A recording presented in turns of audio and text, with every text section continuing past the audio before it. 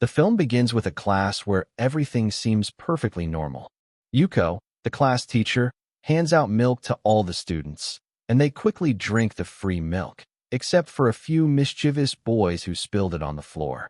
But Yuko didn't care at all, because she only wanted to take revenge on 2 students in the class. In fact, she had mixed something in the milk. When she saw those 2 students drinking all their milk, she became very relaxed. Then she slowly went back to her seat and quietly told her students that this was her last class. As soon as the bell rang, she would resign forever. The students were overjoyed and started shouting loudly. They felt as if they had teased Yuko and chased her away. They were very happy. Yuko wasn't sad either. She had already known about this reaction. She then steps forward and closes the classroom door so the noise doesn't disturb the other classes. But that wasn't the real reason. The real reason was that she didn't want anyone outside to hear what she was trying to tell the students. She wrote, "Fate," on the board in large letters. The sound of the chalk was so loud that the entire class fell silent. Yuko then descended from the stage and began her final lesson. She tells everyone, "Today I will tell you what the purpose of life is." To illustrate this concept, she begins by recounting a story from her own life, explaining that shortly after her marriage, she discovered her husband was cheating on her, and that's why he contracted AIDS. By the time Yuko found out, she was pregnant. The marriage ended because of this, but Yuko still gave birth to her daughter. As soon as she finished these words, the girl sitting closest to Yuko immediately held her breath. She was afraid she might catch the HIV virus through the air.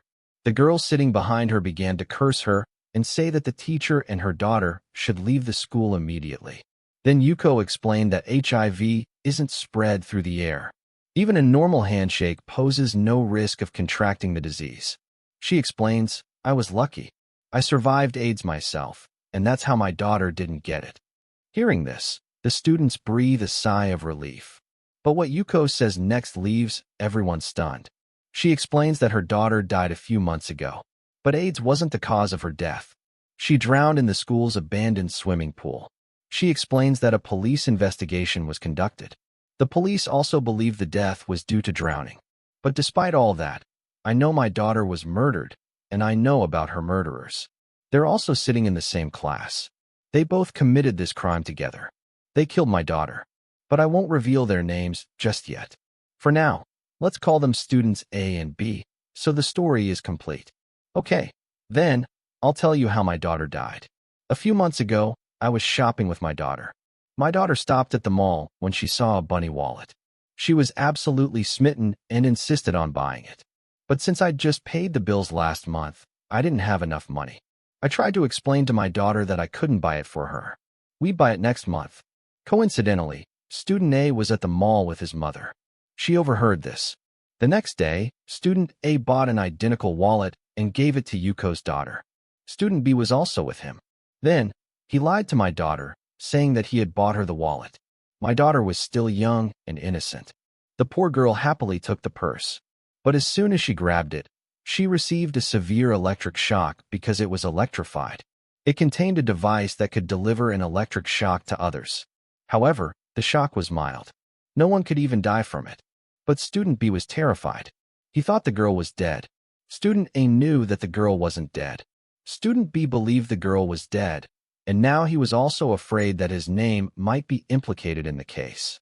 Now, to escape the police and the scolding from his parents, he picked up my daughter and threw her into the pool so that everyone would think it was just an accident. I have to admit that B had a very good plan. The police really had no case against him. I couldn't find any evidence. But I did find it because I found the purse near the pool, and I also found the electrically charged device inside it. This confirmed my suspicions because a few days before this incident, those 2 boys had tried to prank me with the same purse and the same device. I had told me that this was his very special invention.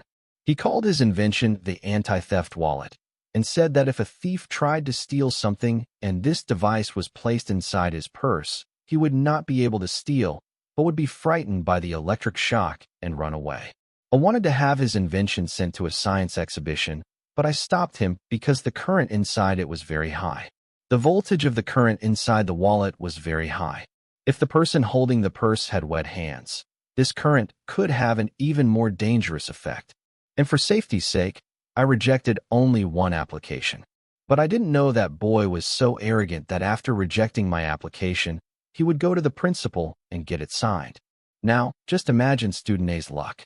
Neither the principal paid any attention, nor did he come to the competition. The other participants and judges noticed that this experiment had many risks and no safety measures at all. And then student A won the competition. Student A even won the Best Idea Award. I had thought that his invention would make him famous all over the world. But his news was only published in a small corner of the paper.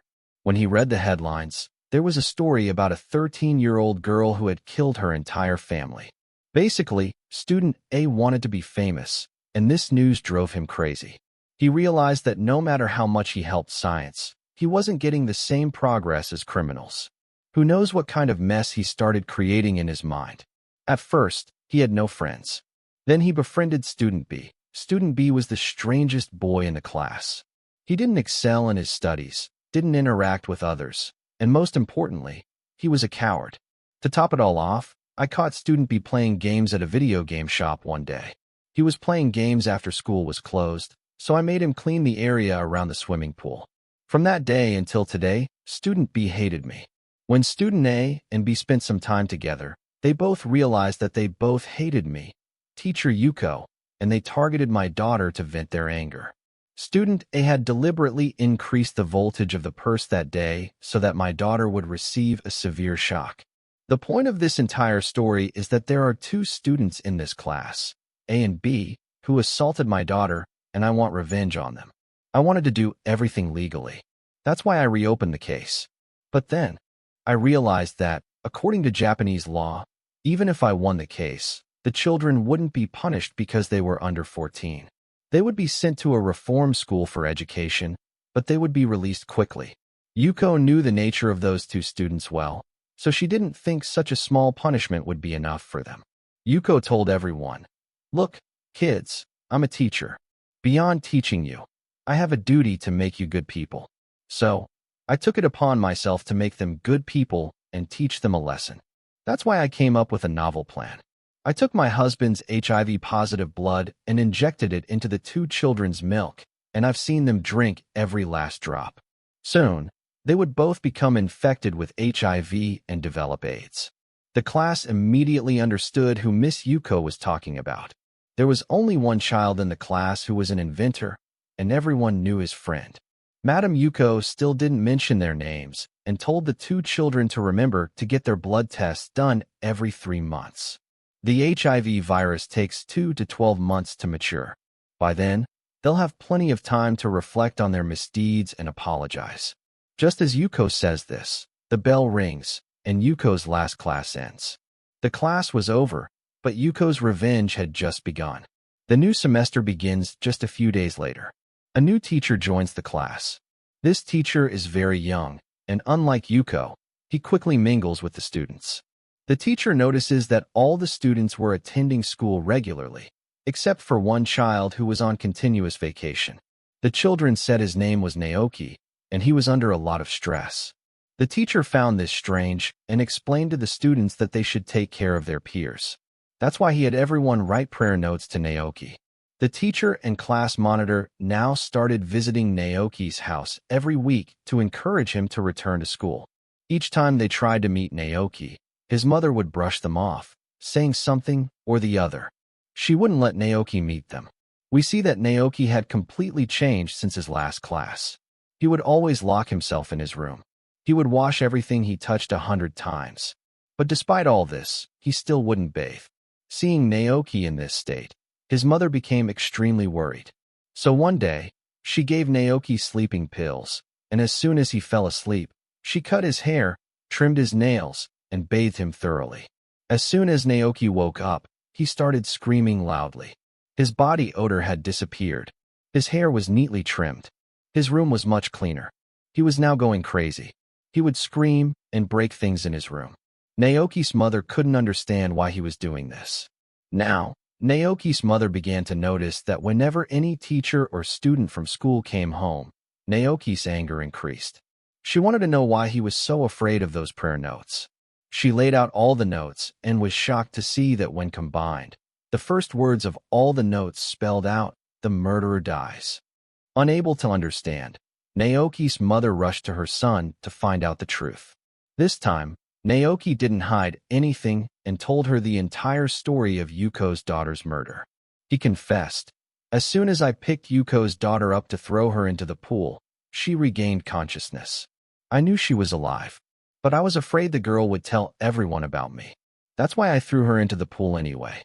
I wanted to appear cool, and that's why I did everything." His mother felt as if the sky had fallen on her head. She couldn't believe that her son was a murderer. A few days passed in extreme stress. Finally, she decided to kill herself along with her son to stop the evil he was spreading.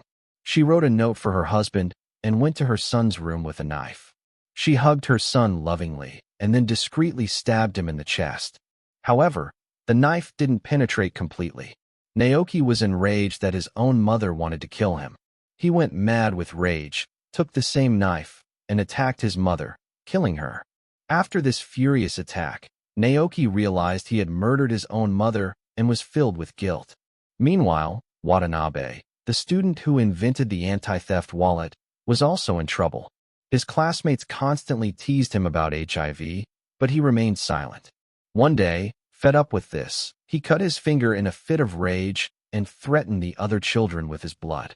The class monitor supported Watanabe, but the kids started bullying her too. Later, Watanabe showed the monitor his HIV test, which was negative. He told her, "I didn't have AIDS, so you shouldn't worry." He then began his story, explaining that his mother was a great scientist, but she hated him because she considered him an average child. She felt that having him had ruined her career. Because of these negative thoughts, she would often beat him. After his parents divorced, his mother resumed her research and forgot she even had a son. However, Watanabe loved his mom very much. He became obsessed with getting her attention.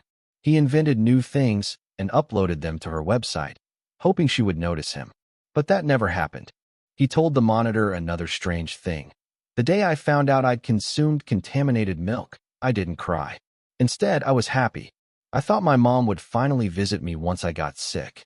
I got tested after 3 months, but the test came back negative. Now, I felt like I had to try to meet my mom myself. Previously, my posts had 0 views. Then I adopted a new method. I tortured animals with my invention to demonstrate that it could also be used to punish thieves. People didn't understand my intention, but they saw the torture and seemed to enjoy it. Suddenly, my posts started getting views and comments.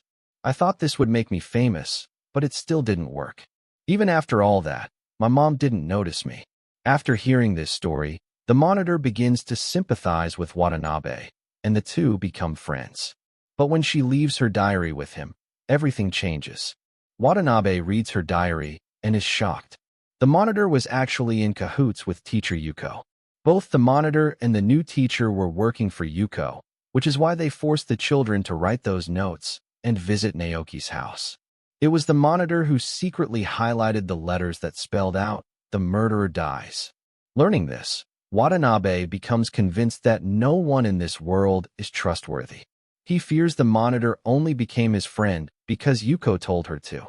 The next day, when the monitor meets him at his mother's old lab, Watanabe is consumed by rage. Every word she says feels like a knife in his heart. How could it be that no one in the world loved him? He becomes so enraged that he picks up a large knife and brutally stabs the monitor. He dismembers her body and films the entire thing. He freezes her remains in his freezer, and from then on, whenever he opens the fridge, he politely says hello to her. He wasn't even afraid of being caught, knowing that under Japanese law, he wouldn't face punishment at his age. He makes a video explaining everything he did and reveals his next plan. He has built a bomb. He plans to install it at school during annual day. He knows he will be called on stage, and as soon as he is, he will detonate it. He wants his mother to see the news and finally realize that her son is a brilliant scientist, just like her. After setting a timer and uploading the video, he installs the bomb. The next day, after his speech, the auditorium is filled with applause. Watanabe smiles and presses the button on his mobile phone. But nothing happens. Confused and disturbed, He leaves the stage and finds Yuko waiting for him. Yuko had been monitoring his every move. She read his blogs and saw his videos, and she knew exactly where he planted the bomb. She tells him that she removed the bomb from the school, saving all the children. But then, she delivers the final blow. You did all this to get your mother's attention, Yuko says. But your mother doesn't even want to hear your name. I went to see her this morning. I gave her a gift and told her it was from you. But she didn't even open it. And now, as soon as you pressed that button, the bomb exploded right there in your mother's office. Yuko continues, if your mom had loved you and opened that gift, she would have survived. But her hatred for you killed her. Your own hands have taken away the one thing you wanted in life. And now, you will live with this pain forever. Watanabe is devastated.